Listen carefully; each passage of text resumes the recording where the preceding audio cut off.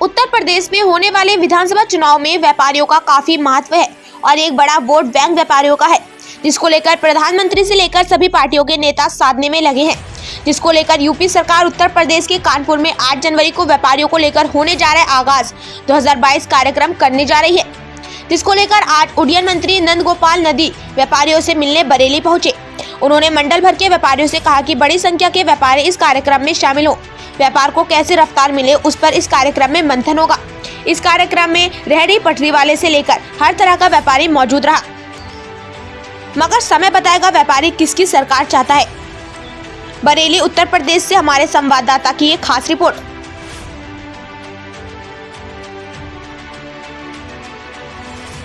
काटते हैं गोल, विधानसभा है ऐसी गोल, एक स्लाइस में सपा बसपा और कांग्रेस है, बाकी पूरे में बीजेपी।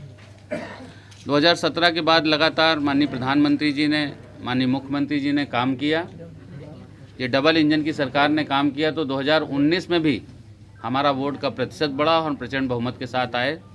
लोग कहते थे सपा बसपा इकट्ठा हो जाएगी तो बड़ा गजब हो जाएगा, और यूपी को साथ पसंद है। ये भी आपने देखा कि सपा और कांग्रेस इकट्ठे हो लिए, बसपा और सपा इकट्ठे हो लिए।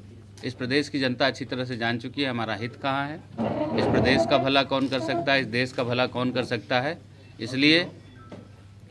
इसलिए मैं पूरे विश्वास के साथ कह सकता हूँ कि भारतीय जनता पार्टी की प्रचंड बहुमत की सरकार फिर से बनेगी। मंत्री जी, 21 साल की एज जो लड़कियों की शादी की रखी गई, विपक्ष पर भी सवाल खड़े कर रहा है कहीं ना कहीं।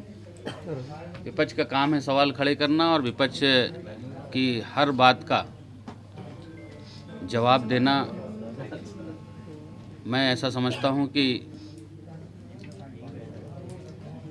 विपक्ष में आज कोई है ही नहीं है, जनता ने इनको नाकार दिया है और अपनी खोई हुई ज़मीन को वापस लाने के लिए कुछ भी अनाप शनाप बयानबाजी, कुछ भी सवाल खड़े करना इनका काम है और ये करते रहेंगे। जनमानस को पता है कि हमारा भला कहाँ है और हमें कहाँ वोट दें। मंत्री जी, हिंदू और हिंदुत्ववादी पे संग्राम छिड़ा हुआ है। राहुल गांधी कहते हैं मैं हिंदू हूँ, हिंदुत्ववादी नहीं हूँ, क्या कहेंगे?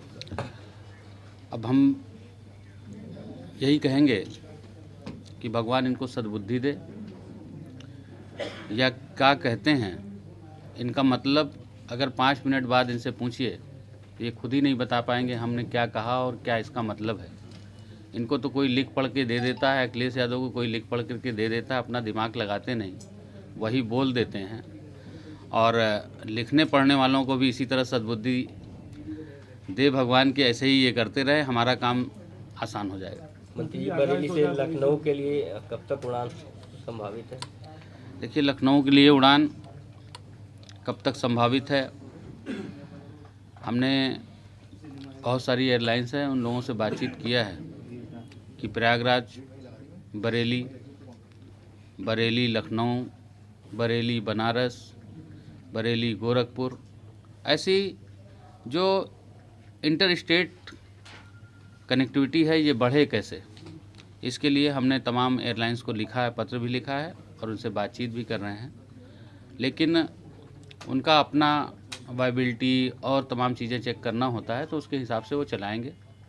आप सब निश्चिंत रहिए, ये सपा की झूठ फरेब और वादों वाली सरकार नहीं है, ये कांग्रेस की वादों वाली सरकार नहीं है, और ना ये बसपा की मायावी सरकार है जिसे केवल पैसे और रुपए से मतलब है, तिजोरी कैसे भरी जाए।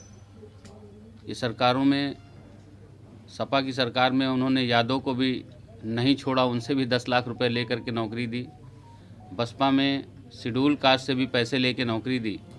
इस सरकार में आदमी आज छाती ठोक के कहता है कि सभी जाति धर्म के बेटी बेटों को नौकरी लगी, चाहे पुलिस की नौकरी हो, चाहे